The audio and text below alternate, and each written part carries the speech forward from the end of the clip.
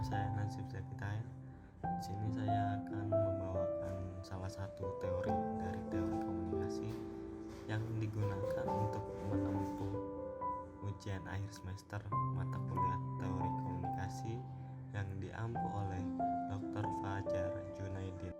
Untuk lebih lanjut, mari kita simak video berikut. Social Penetration Theory atau dalam bahasa Indonesia dikenal dengan teori penetrasi sosial merupakan teori yang dikembangkan pada tahun 1973 oleh dua orang ahli psikologi, yaitu Irwin Altman dan Dalmas Taylor.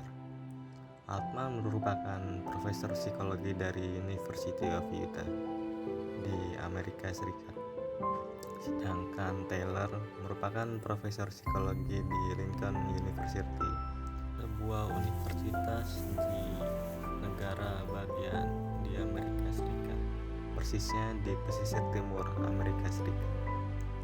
Mereka berdua berasumsi bahwa sebuah hubungan akan berakhir sebagai teman terbaik apabila melalui proses dalam sebuah tahapan dan bentuk yang teratur, dari permukaan ke tingkatan pertukaran yang intim sebagai fungsi dari hasil langsung dan perkiraan.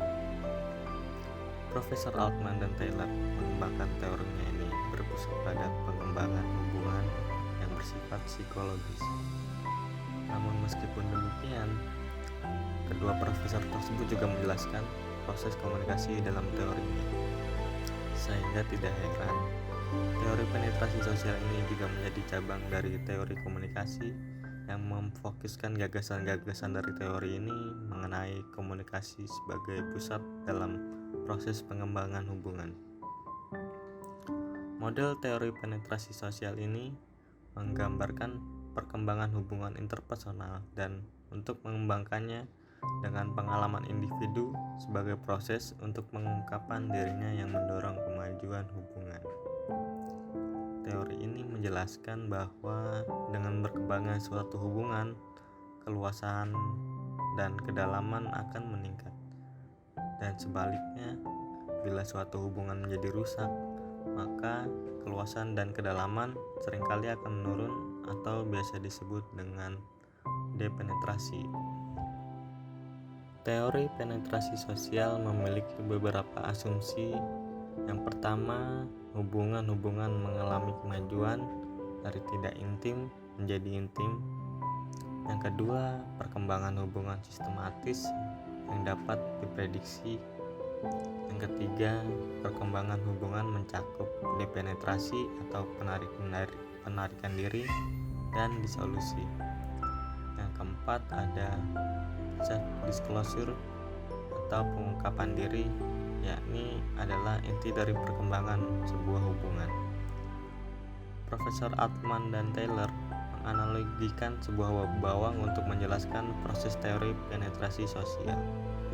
Jika kita mengupas kulit bawang, maka kita akan menemukan lapisan kulit lagi di dalamnya.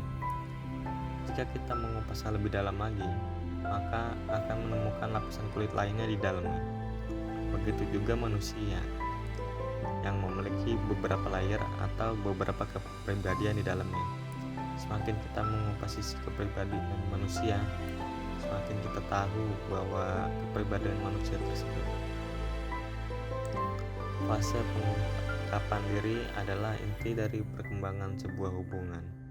Pengungkapan diri juga sebagai jantung dalam proses komunikasi interpersonal yang menjadi cara bagi orang lain untuk mengetahui apa yang terjadi pada diri kita, apa yang kita pikirkan, serta apa kepedulian kita.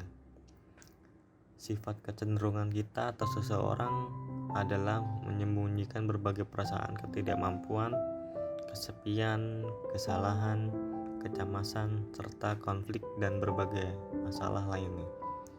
Hal tersebut merupakan sebuah batasan untuk mengungkapkan apa yang ada di diri kita pada awal sebuah hubungan. Semakin sering kita mengungkapkan diri dengan komunikasi interpersonal, maka tingkat kepercayaan pun akan bertambah. Dengan tingkat kepercayaan yang semakin bertambah, maka kita tidak akan menyembunyikan berbagai perasaan dan akan lebih sukarela untuk berbagi informasi yang bersifat personal atau pribadi. Setelah melalui pengungkapan diri, kita akan memasuki fase di mana kita merasa lebih dekat dengan seseorang. Keterbukaan orang lain akan mengarahkan kita juga untuk lebih terbuka. Yang mana tadinya kita mencoba untuk menutup diri dari berbagai masalah, menyembunyikan perasaan, dan sebagainya. Di fase ini, kita akan merasa lebih terbuka tentang apa saja mengenai diri kita. Misalnya, kita akan bercerita tentang apa hobi kita, makanan apa yang kita sukai, genre musik apa yang kita senangi, dan masih banyak lagi. Kemudian setelah itu kita akan masuk ke fase kedalaman dan keluasan perkembangan hubungan.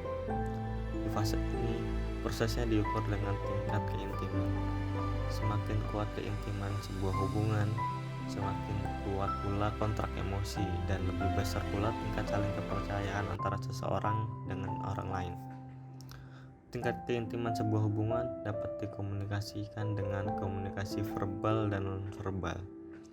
Komunikasi verbal ini dapat meliputi sebagai komunikasi secara lisan mengenai informasi apa saja tentang diri kita, misalnya seperti cerita tentang pacar, cerita tentang keluarga, dan masih banyak yang lain. Dalam keintiman yang dikomunikasikan melalui komunikasi nonverbal, ini dapat meliputi sebagai hal-hal yang bersifat secara fisik, kontak mata, isyarat dan peluang menghabiskan waktu bersama-sama.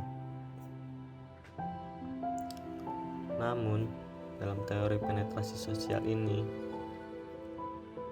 Altman dan Taylor juga menjelaskan bahwasannya apakah seseorang dapat berhubungan atau berteman baik dengan orang lain? Jawabannya adalah tergantung menurut analisis biaya dan keuntungan atau cost on reward. Karena setiap orang mempertimbangkan kemungkinan untuk berteman atau berhubungan lebih dekat. Seseorang akan menilai keuntungan dan kerugian apabila berteman dengan orang lain. Jika dirasa menguntungkan, maka proses penetrasi sosial akan dilakukan. Dan sebaliknya, jika dirasa kurang menguntungkan atau merugikan, seorang cenderung untuk melakukan penarikan diri kembali atau depenetrasi. Model teori penetrasi sosial Altman dan Taylor ini banyak dikritisi oleh beberapa ahli komunikasi. Salah satu diantaranya adalah Wood.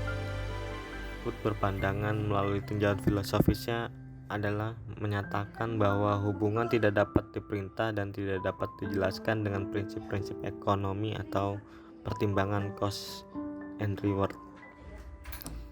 Altman dan Taylor mendasarkan hubungan atas dasar pilihan rasional dengan anggapan bahwa individu akan mementingkan diri sendiri. Individu dianggap mempunyai semua kapasitas rasional serta waktu dan emosi yang tidak terpengaruh untuk memilih pilihan terbaik. Tujuan utamanya adalah untuk meraih keuntungan pribadi. Boleh jadi akan lebih tepat jika hubungan interpersonal ini dibina dengan sudut pandang humanistik yang menekankan kepada keterbukaan, empati, sikap mendukung, dan kualitas-kualitas yang menciptakan interaksi lebih bermakna, jujur, dan memuaskan.